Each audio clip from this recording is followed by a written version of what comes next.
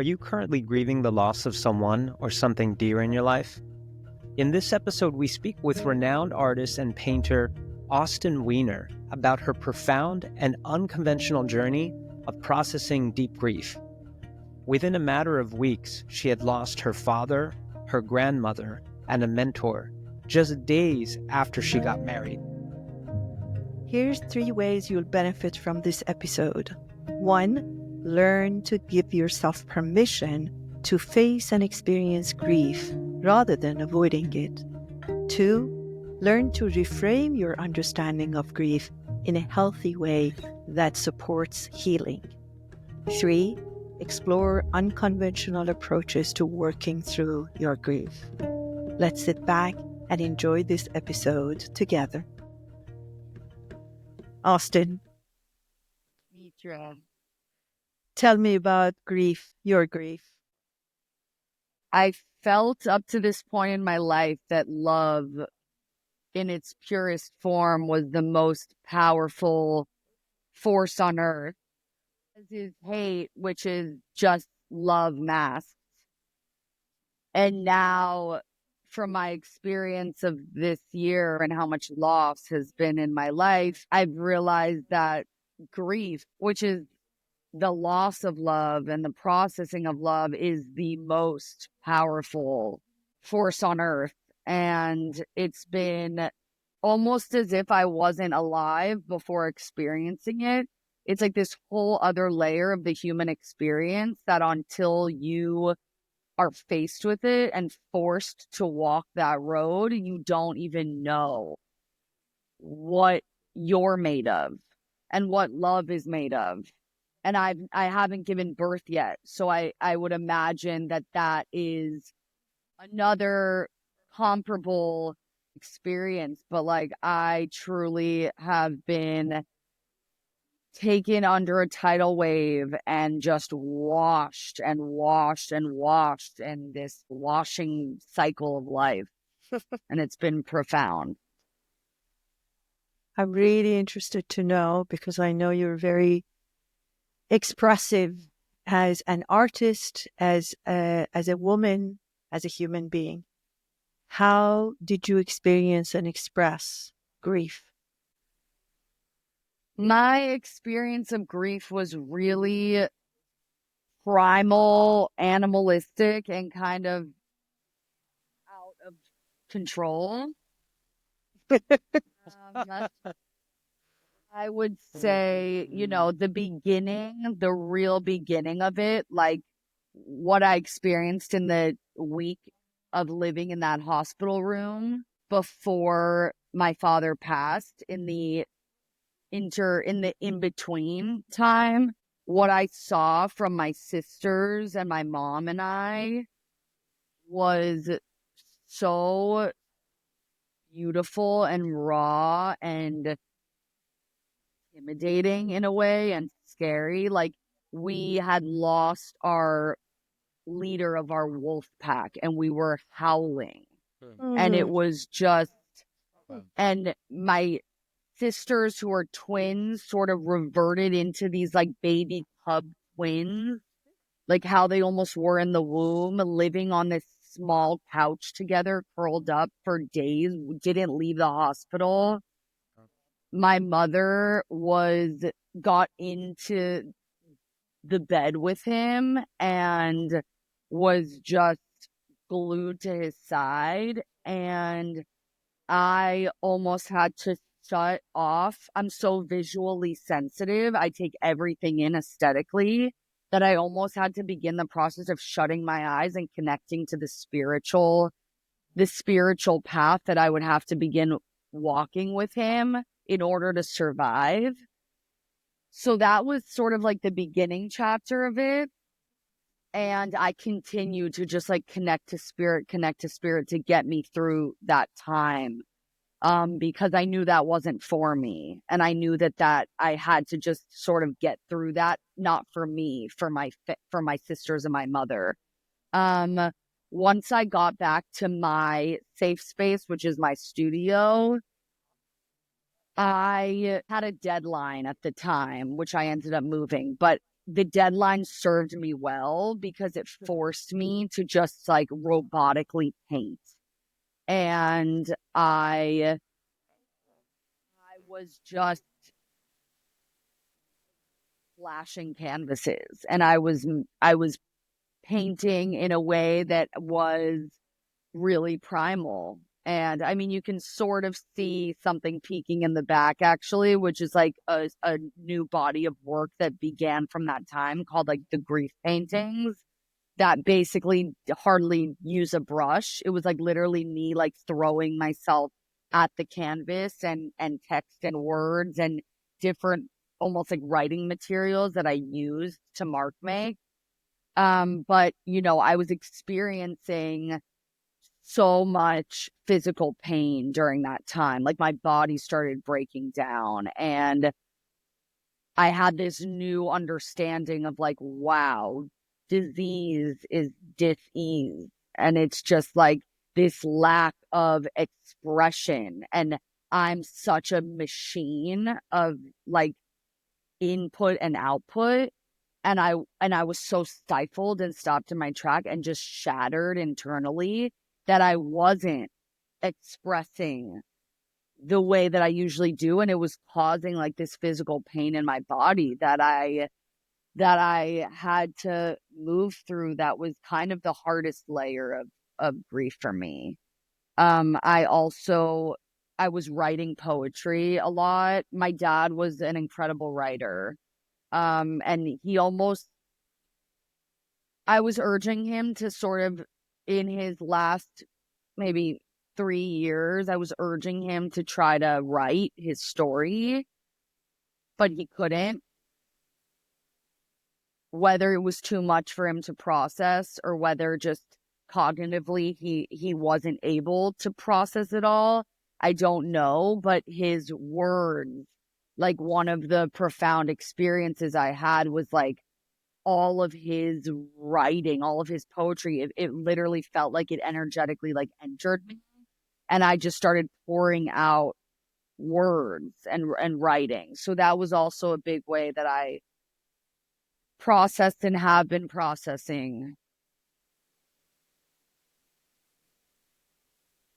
Austyn, I want to get a better picture of this animalistic, primal way that you went about expressing your grief. Can you take us there? And I'm also curious where that was in relation to you being stuck. You said you were in this physical pain, you felt stuck, you weren't expressing yourself the way you normally were. Yeah, can you paint us a picture? Yeah, so February of 2024, I was in London for my dress fitting for my wedding. And at that point, I wasn't going to see my father until my wedding day. And when I was in London, I had this like pit. Like I woke up in the middle of the night and I was like, I have to go home. I have to go see my dad. I can't see him for the first time at my wedding. Like I just have to go home. And in those few days of London, now mind you, simultaneously, one of the deaths that I experienced that year was one of my best friends passing of pancreatic cancer. And I was in London. I was also seeing her that weekend. And my best friend had traveled with me, and slowly over a few-day period, my rib dislocated. And by the time I arrived in Miami to see my father, I had 2 dislocated ribs and was in immense pain. I spent this I got a little bit of help. I compartmentalized it a little bit. And I was able to actually have this like beautiful weekend with my dad where we went to pick out what would have been his wedding suit. And I lied in bed with him and my mom and helped him write my wedding speech. And I had this profound weekend, this beautiful weekend that, again, I feel so deeply, and I'm like very intuitive that whether I was willing to say it out loud, obviously something drew me to go home, that was the last time I ever saw him alive. So something drew me there. And by the time I landed back in LA, began a 2-month cycle leading up to my wedding that I was like handicapped. I started this cycle. My ribs wouldn't stay in place. It was affecting my breathing, my esophagus, and I spent the 2 months leading up to my wedding in such dire, desperate pain, and my body wouldn't hold the healing. And when I got an x-ray and MRI, I basically had a vertebrae. The ribs caused a vertebrae in my mid-back to protrude out in a way that is only caused from a serious accident from behind, like a car accident. Like it doesn't happen. It's not a normal vertebrae to just like your lower back, that happens, but this mid back is literally only caused from high impact accident. And I didn't understand it at the time, and now I understand that high impact accident was literally my emotions, my unprocessed emotions, and the anticipation of how my life was about to change forever. Oh. And some of my biggest work is sort of like this inability I have to sit in uncomfortability, and how I'm always trying to escape from sitting in uncomfortability. And like, this was it. Like, this was the test. This was the work. I had no choice. So I think that began sort of like this, that was the beginning. This was the prelude to sort of this animalistic way of processing grief. Once it actually all hit, once I was sitting over my father's hospital bed, and once even the funeral happened, I would say the beginning of my like animalistic behaviors was, as anyone who was at the funeral or Shiva after the funeral will describe, was I had this like giant boombox. My dad and I's like love language, our first love language was music. And I had this giant boombox, and I literally glued it to myself, and I blasted. I would not turn off the music, and I was just howling to music, and I made them play music throughout his whole funeral. Like, I wouldn't let it be sad.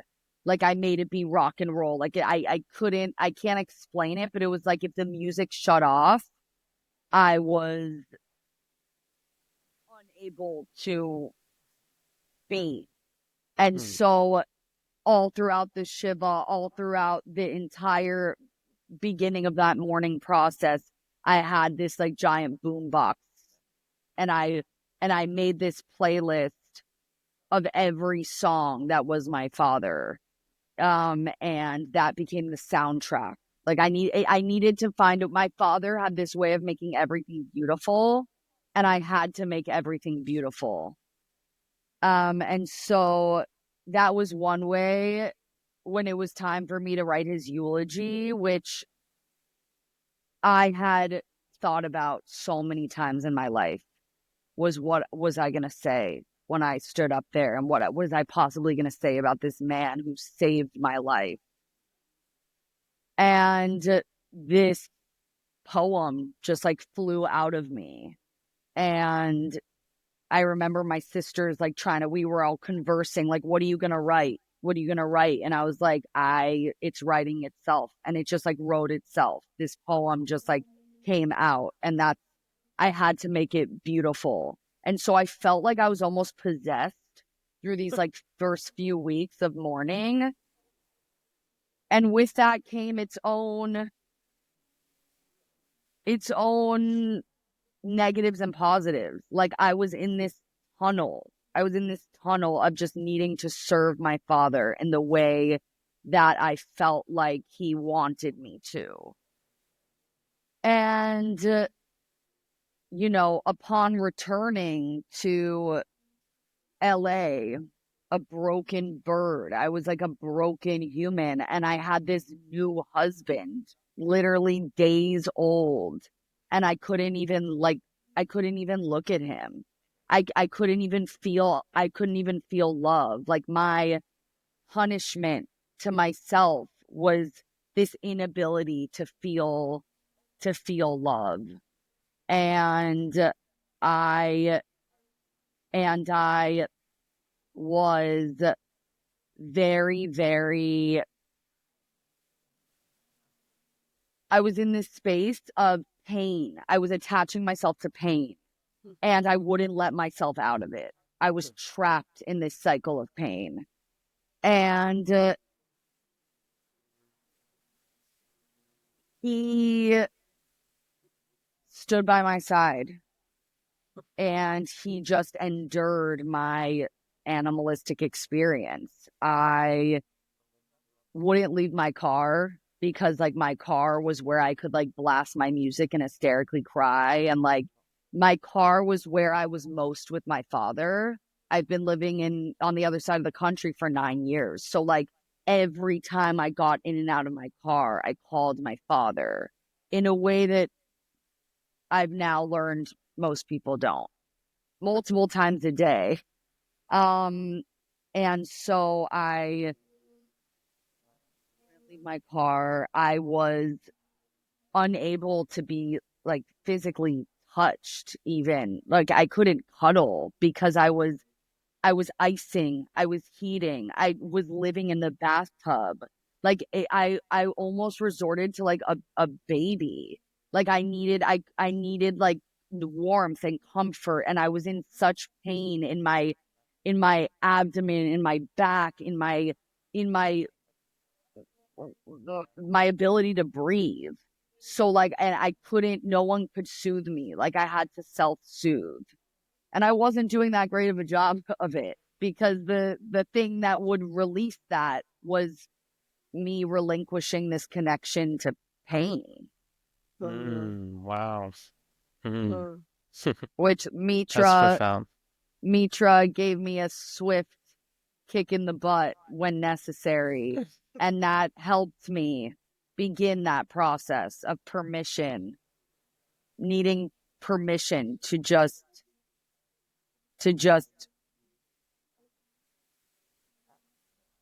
embark on this journey of disconnection and reconnection. I want to talk about and ask about another thing that most people may not do the way you do it. I'm just picturing listeners who are listening to this and thinking, wow, that's quite a dramatic story of grief and loss. I don't know many people that will feel a loss or experience a loss quite this way. So tell us about that relationship that you had with your father that was so intense that ended and resulted in a mourning and grief and loss experience such as what you're describing so vividly. Yeah, my father and I were two souls that were meant to be together on this level that was so beyond father and daughter. I think when art in all its forms, music, writing, poetry, vulnerability, when that is a part of any relationship, the layers of richness that come from that are just unparalleled. It's just a different type of relationship. I had a at a very young age, felt very different from my siblings, from my mother. I didn't initially connect to my femininity in the way that I saw around me from these beautiful, smart, intelligent, incredible women that were surrounding me in my life. I'm the youngest of 4. I have sisters that are 4.5 years my senior, and a brother who's 14 years my senior, and my mother and my sisters, who really were who I grew up in the house with, were just, and my mother were, to me at that time in my life as a very young girl, were just the epitome of everything it was to be a woman. And I didn't initially connect to that, and it made me feel it made me feel very lonely as a child initially. And I was interested. I felt different, and I didn't know how yet, or I didn't know why. And my father sort of gave me this safe space, and we embarked on a friendship, and I sort of became almost like a tomboy. So he I think the biggest thing he did, and it was very effortless because we were just like perfect friends. We were just friends, but he really, really, really from the get-go showed me unconditional, non-judgmental love. And for a little girl who really could have very easily slipped down the path of low self-confidence and insecurity, he just lit me up and just showered me in self-worth and confidence, and it really, really changed my life. It really did. And that friendship only grew to be deeper and deeper as I grew up. And it's funny because it was never suffocating either. Like when I was in my college years, I was off being in my college years, but there was this, because of that, because there was such a natural just ebb and flow. I was the one calling him, being like, why haven't you called me today? I didn't go on my, in college, a lot of kids will like go on a spring break trip. Instead of going on a spring break trip in college, I asked my dad if he would go somewhere amazing with me. And we, like, the two of us went to Belize and like went horseback riding and zip lining, in which he always tells everyone that he was terrified and he can't believe I made him do that. But like, he was just my best friend. And it was like very effortless. And it was like such a beautiful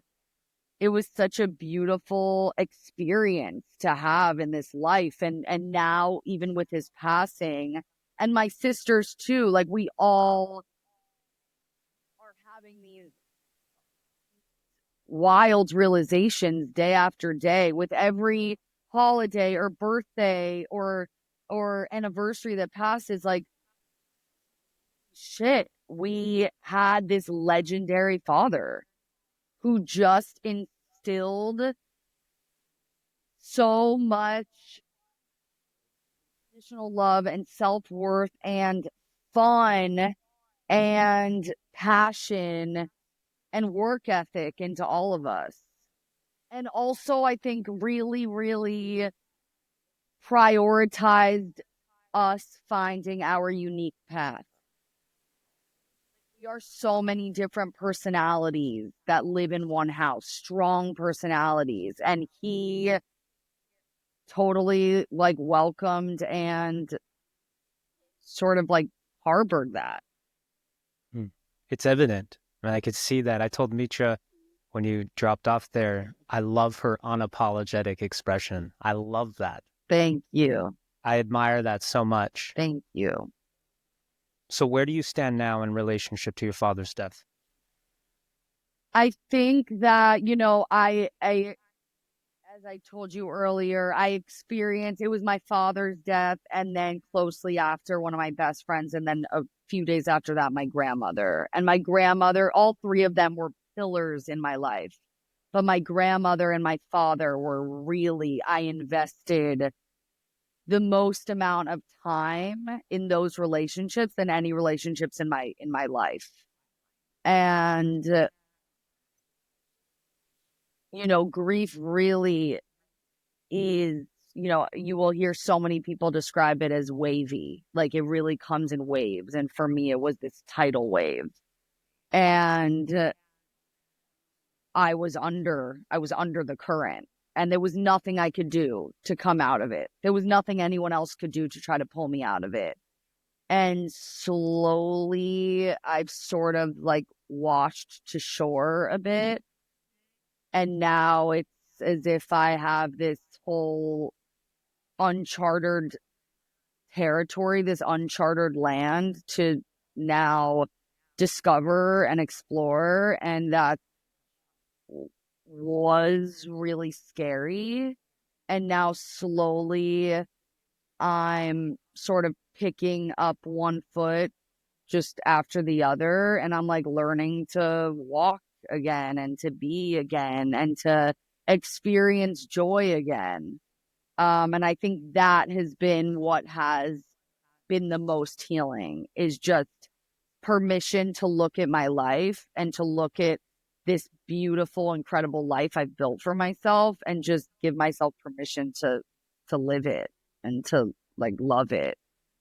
And I think something else that was actually really healing and interesting was my father's experience. My experience of my father's death was really traumatic. And one of the reasons it was so traumatic was that I was so high. I was in the highest moment of my life. I was like standing under the chuppah with the love of my life, getting married, was the highest of highs I had ever felt. And then in a matter of days, I was brought into the depths of pain and sorrow, and my soul being like shattered. And I think that that was really traumatic. And so even just crawling out of that was so hard. And there was so much you know, I had to cycle through regret and what ifs and all of those things that we do when we're grieving. But when my grandmother passed, there was such resolution, and there was something so beautiful about being by her side while she passed. It was so beautiful. She was 102. She was the matriarch of this incredibly eclectic family. She was as graceful and as intelligent and as poised in death as she was in life. And it was like her passing was like a gift. It was like a gift of healing. Steve Leder, who's an incredible author and also was the rabbi who married me and has been the rabbi of the oldest synagogue in Los Angeles for I think 30 plus years. He was someone who also was helping me through the process of death and grieving. And something that we really connected on was his almost love of how he learned to almost love death. And the reason is because he connected to what I described earlier as like the most powerful source on earth. And it's like the processing of loss and love itself. And I think with my grandmother, I was given this incredible opportunity to process death in love, just pure love without any regrets or any what ifs. And it was really healing for me. So I think that where I am now is sort of in this state of living deeply connected to spirit and to my father's presence, his energetic presence that is very much popping in and out of my life in a big way. And my heart is full.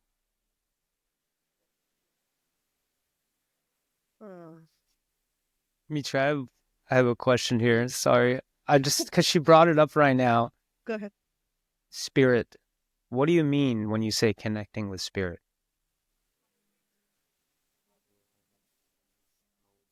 I think something I forced myself to pound to like really understand, and that I had incredible guides, Mitra, Steve Leader, my Hoffman coach, Kevin Ayres. Like I had incredible guides that really, really led the way of me connecting, giving myself permission to connect to spirit. And I'm a very spiritual person, but again, I wasn't allowing myself permission to connect to that higher power and purpose. And energy cannot be destroyed. It just can't. It can't be destroyed, and it can only be transferred. And like it took me a while to really allow myself to believe that, but it's just the truth. And so I think when you open your heart, you can feel that energy manifesting in different ways, in different places. There's a raven. The first manifestation of my father's energy I felt was there was a raven living in this eucalyptus tree on our property that I never heard vocal before I came back from my father's passing, and this raven was like stalking me for about a month. And when you look into the symbolism behind that, the raven is sort of this messenger between both worlds. And it was sort of this symbol to me that I wasn't letting go of his physical form, that I had to like push toward the connecting with his energy and his spirit. And which is who he really is. He's not his form. He's his essence, his spirit, and that's never gonna die. So much so. And I think like even him being sick the last few years, it was so not him. It was like so not who he was. He was such a larger than life person, and he was so much bigger than that. And even me having my relationship with him be mainly over the phone for a long time, I almost feel like prepared me for that and that disconnection to the physical form. He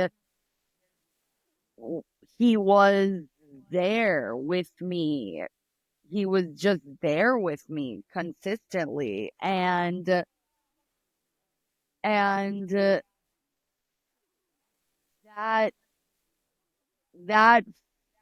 energy, whether it be, he started showing up in like, my dad was a rock star. My dad loved a good party. Like I started energetically feeling him showing up in like rock star moments that were happening for me over the last 8 months.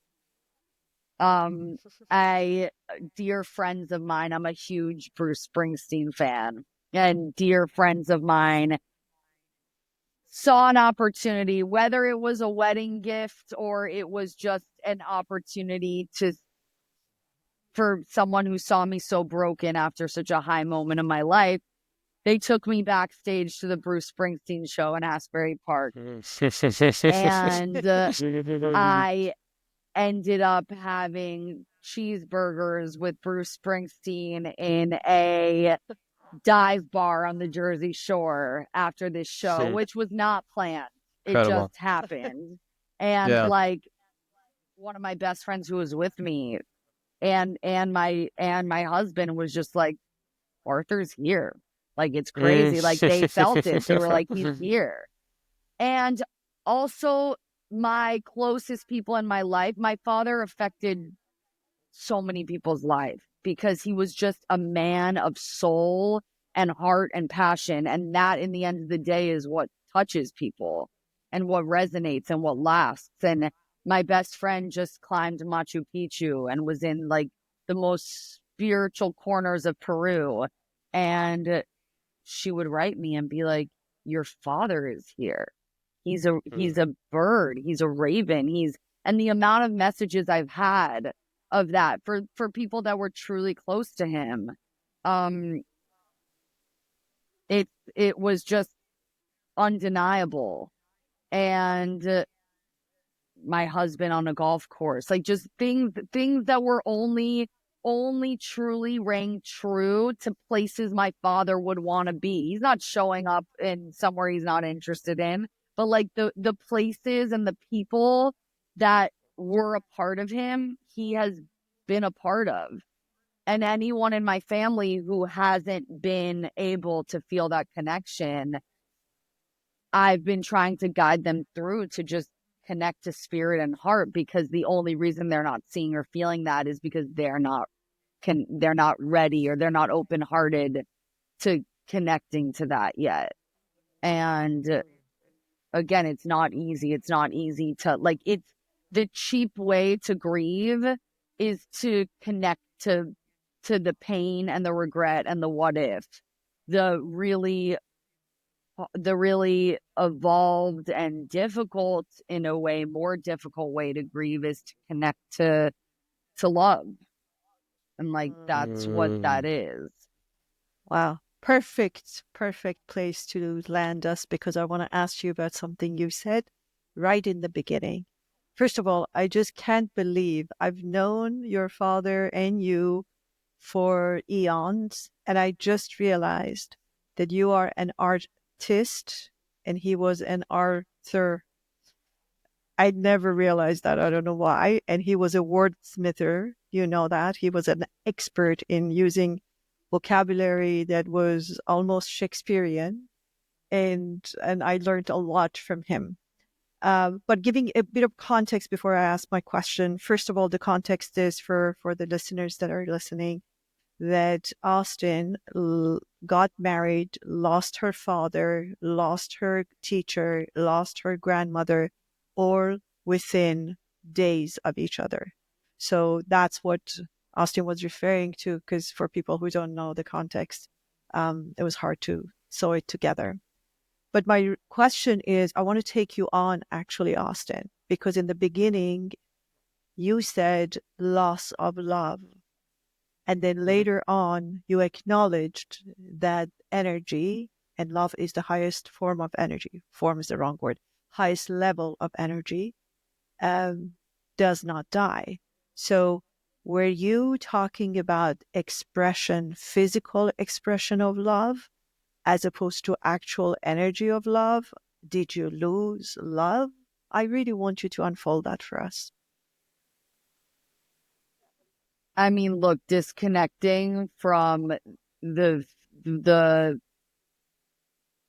disconnecting from being able to call my father, just that one notion will forever be the hardest thing I ever do in my life. I mean, he's still like, he's number one on my favorite. Every time I open my phone, I see my father's picture and face, and I haven't gotten myself to remove him yet. Like, it's gonna be a long process.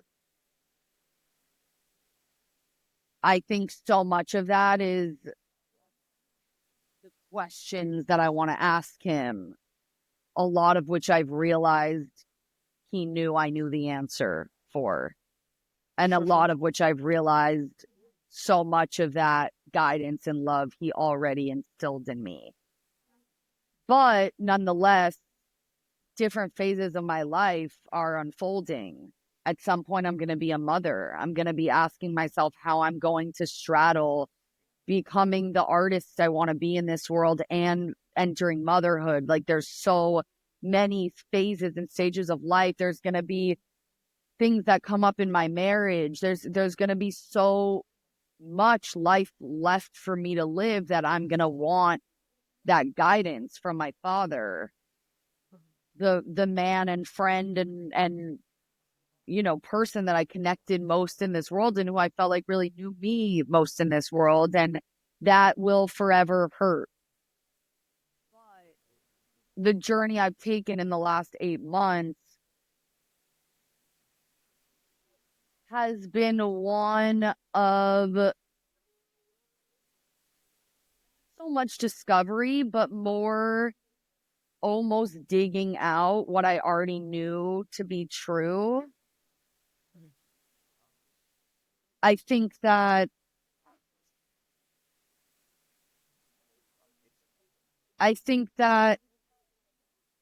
the loss, there's not so much a loss of love. I mean, for the rest of my life, like, I will miss the feeling when I give my father a hug and I literally felt like I was plugging in. Like, it was like a plug, like I belonged there, like my head belonged hugging him. And I will miss that forever. I hug my sister Farron and I feel that same plug. And I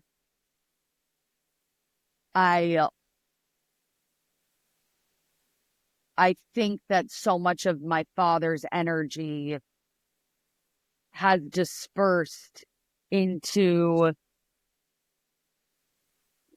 my family, into my nuclear family and into my husband. And when I finally turned to look at this incredible human who is just waiting to embark on this life with me, I realized that that is my father. My father, there's nothing in the world my dad did more than love my mother and dedicate himself to a life of building a family, and that he gave everything to. And so I think that it will take a long time to truly believe that I haven't lost, the loss of his presence is not an easy one to swallow. There's also the reality that he was sick at the end and that was not him. So that's in a way made it a little bit easier versus, like, I can't imagine what it's like when someone goes through the sudden death of someone. Like, that to me is like there was this subconscious processing that was happening for years. But I think that the more I love and express again, the more my heart opens and the more I'm also able to, like, love and give to the other members of my family who really need me and who I had different types of relationships with when my father was here on earth. And I now see there's this opportunity of growth and of, like, moving through patterns that he left behind. And, like, there's good and there's bad to everyone, even the greatest of characters. And so I think, like, there's this beautiful opportunity to meet my siblings and my mom and our relationships in a different way. And so that is, with loss comes opportunity, I think. I just want to add one more thing. I can't help myself. because you keep saying his presence and you keep telling me of evidence that he is present in your life. So I really invite you, most lovingly, to distinguish between presence and physical presence, because we believe what our own words. He is present. In fact, sounds like from your expression and your stories, he is far more present in your life than before. So distinguishing between physical presence and presence. I know that from experience because I lost my father over 50 years ago, and he has been present in my life all along. Have I seen him, touched him, had a walk with him, had a talk with him in physical reality? No. But has he been present? Probably more present than most people who have physicality in my life. So that's both experience and personal experience and professional experience that I really would like to remind you and whoever that is listening and is really desperately missing the physical presence of their loved ones that are no longer here and have physicality.